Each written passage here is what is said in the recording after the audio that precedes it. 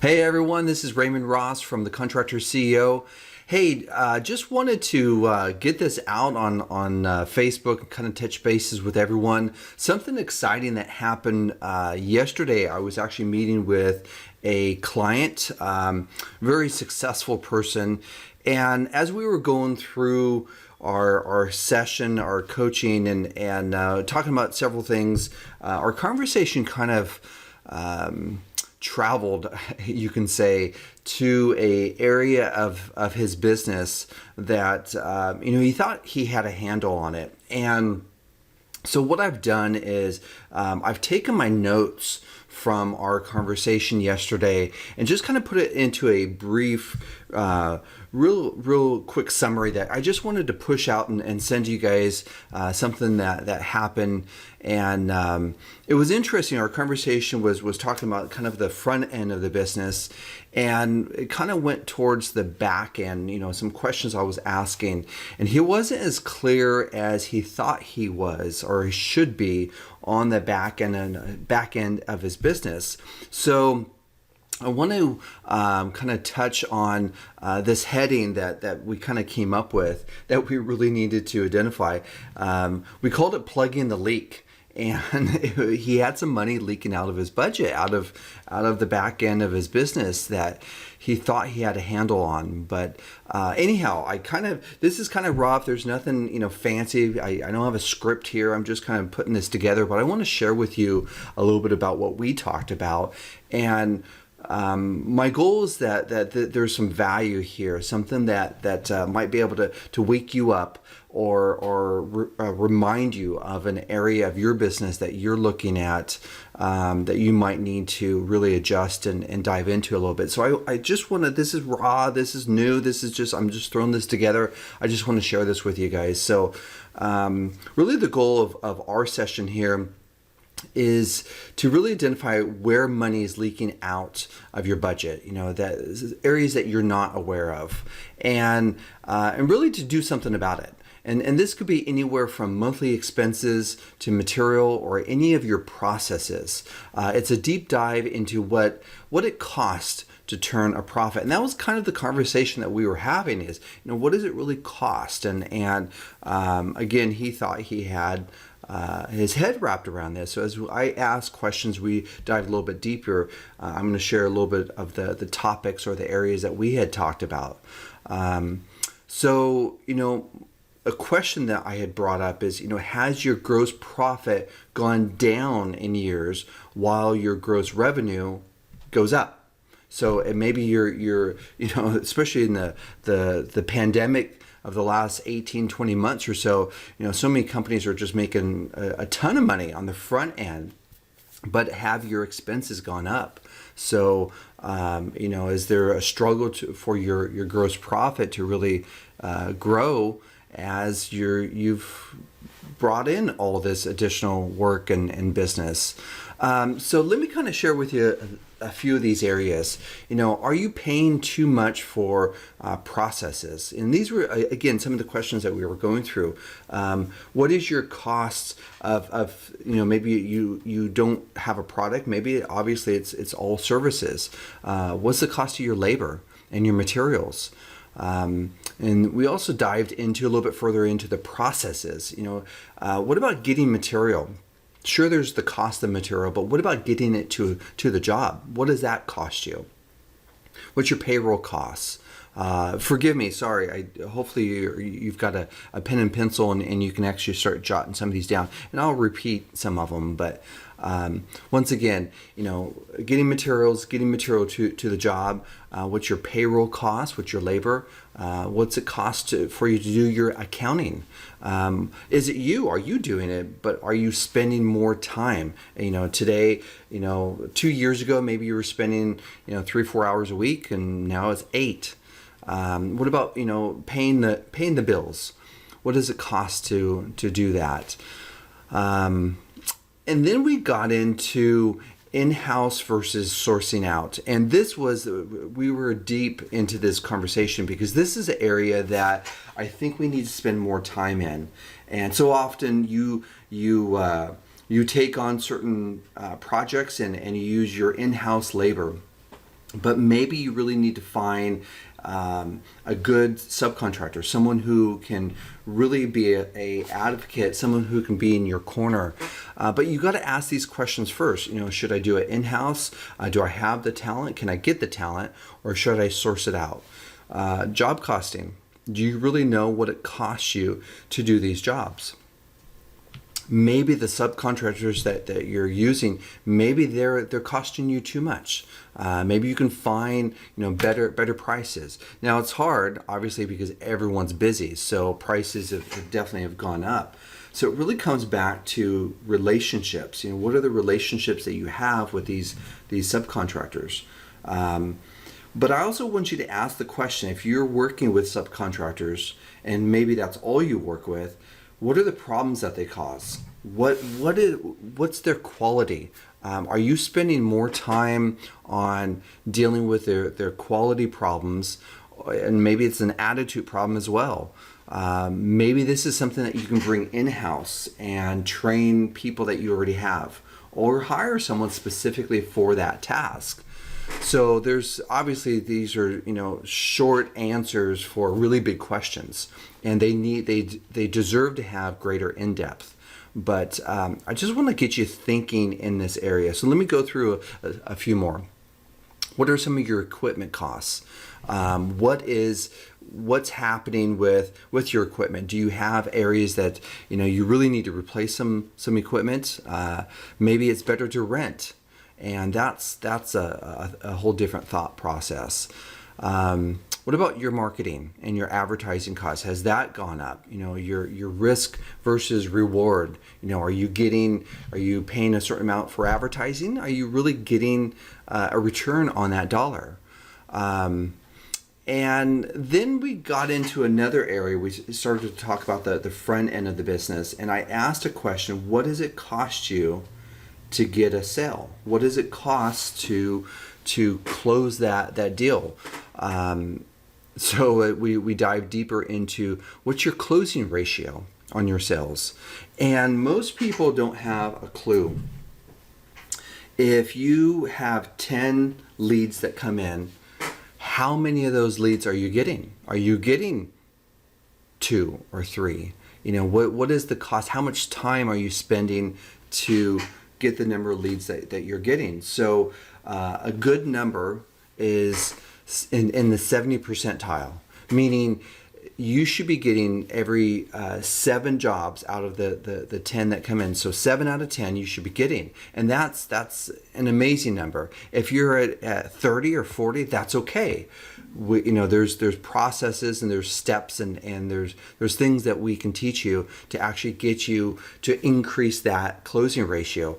But first off, you need to know what is my closing ratio? How many jobs that I go out to are we getting?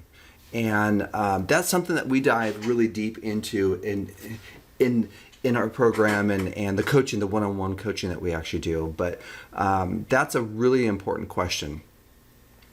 So when you really look at your risk versus reward, your return on your investment, it's important to understand what is the cost versus what is the actual reward. What's the percentage cost of your labor that has gone up compared to their billable hours? And that's another one. If we really dive into what is it costing me per hour to have someone on the job, and what are they producing? If I pay them X amount for 8 hours, what can I bill at the end of that 8 hours? And really understand what is your gross profit margin. And there's obviously so many factors.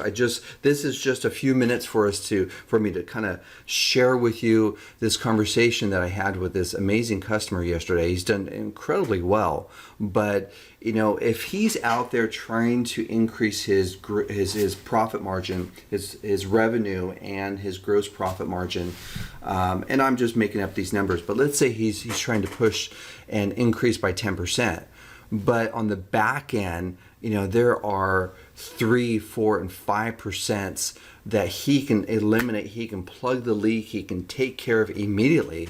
Then though, and that's what we identified yesterday, that he has between 3 and 4% he could fix immediately and add that back to his bottom line. So it was a great conversation. It was a long conversation, but it was well worth it because we really identified what is it costing him. And like I said, he works so hard on the front end, and that's great. He needs to be able to do that, but at the same time, he can fix some of these really quick items and gain 3 or 4% to his profit margin just by fixing some things on the back end. So couple other areas that of course these areas take a lot more time, but what about insurance? What's your insurance costs? What is it costing you to maintain and repair some of your tools and equipment and vehicles and trailers and that sort of thing? A few other areas. What about job problems, customer issues, or material issues? Is there a pattern? Are you having a long stream of problems with materials and problems on the job? And of course, today, one of the biggest issues is getting materials, getting paint. Oh my gosh, there's a national, really a worldwide issue on getting some of the resins. There's plants in the South in Louisiana that have been hit by hurricanes and storms and so on, and some of these companies can't produce the paint, and so that's a trickle down issue as well. How are you dealing with that? And the answer is probably tough, very tough. So my point is, I just want to be able to expand your vision here a little bit, stretch your mindset, because if we're having problems in that area, there's obviously going to be a slew of other issues that happen. But boy, if we can look at some areas that we can control, there's some things we can't. You can't produce all this resin to be able to get the manufacturers to produce more paint so that you can finish these jobs. But there may be some areas that you can control, and I just want to be able to open you up and stretch your vision to see if there's some areas that you're not aware of that you can fix and deal with right away. One of the last ones I'll share with you is, what about bidding mistakes? Having choosing the wrong labor on the jobs. And having these mistakes when you actually bid the jobs, they can be incredibly costly. And maybe that's an area that you focus on. Now, I'm giving you 10, 15, 20 of them here, and maybe there's just one or two that you need to pick and dive into. And those are areas that you can fix immediately in the next 30, 60 days and actually see the results of them. And then who can you leverage? Who can you leverage in your circle of influence to be able to help you out? Which relationships? I remember years ago we struggled with cabinet painting, and in one of my companies, and I just we always did it in house. It was easier to control. It worked out really well, but we really struggled. So I reached out and really started to develop relationships with other painting companies, and they were all busy. They were all slammed. They're like, we don't have time for you. 2 or 3 months we might be able to get to you. So I asked a question: what needs did they have that I could go out there and supply and serve and help them to open up a window of opportunity for them to be able to work with us, and vice versa. And it worked. It worked really well. My goal was to find one, and I found three companies that ended up being our go-to companies. And as long as I planned things out and I gave them plenty of flexibility and lots of communication, they fit us in, and they did an amazing job. So we took care of some of the smaller jobs, smaller commercial jobs, and moments where we needed someone on cabinet painting immediately, and then I use these guys for the long term, and it worked out really well. So you got to ask a question, is there, just because someone says they're busy doesn't mean that they can't work with you. It's just a matter of how are you going to do it? How are you going to carve out some time to help them out And that's where you really start working your mind. You working your magic. Everyone has a need. And if you can supply that need and find a way to build a relationship with them, you'll definitely have the resources. You have all the labor that you need. So, what else? We talked about. We talked about having a personal assistant. He was so slammed and had an incredible drive and really struggled to keep the momentum going.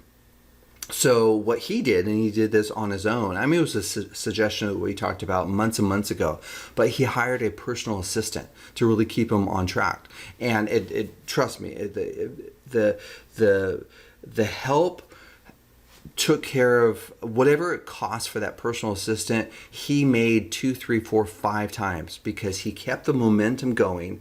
He kept the focus, and that's what the assistant did. It really kept him on track, and it was huge, absolutely massive. And matter of fact, he's looking at hiring a second one that can really help him specifically in an area that he wants to grow with these particular jobs. But he's looking for someone who's a little bit more skilled and can really help to take him to the next level because he knows what the other one did. So hiring an assistant, whether it's a personal assistant or a job assistant or whatever it is well worth their money. Again, one of the last things I want to leave you with is do a test and measure. Make sure if you find an area that you really need to fix and you have a solution, find a way. Everything has a metrics to it, and if it does, then you can measure it. So find a way to be able to do that and really test and measure. If it's not working, cut it off and start something new. It's well worth it. So really, just to recap, it's really so important to know what your expenses are and whether they're going up or not, and really understand where you are compared to 6 months to maybe 2 years ago. So take the time to focus on the back end of your business as well as getting more jobs, right? We always have to be doing that. But, if you're spending, 80% on the front end of your business, then take 10%, 15%, 20% and just focus on a small area and just say, hey, for the next 2 weeks, this is what I'm going to do. I'm going to look at labor. I'm going to look at our expenses and getting material and getting it to the job, those sort of things.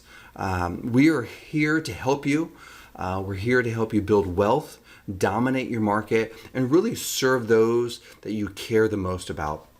But it always starts with you and your family. So always make sure that you take care of yourself. So from the entire Contractors CEO team, I'm Raymond Ross, and thank you so much for joining us, and we'll see you again real soon.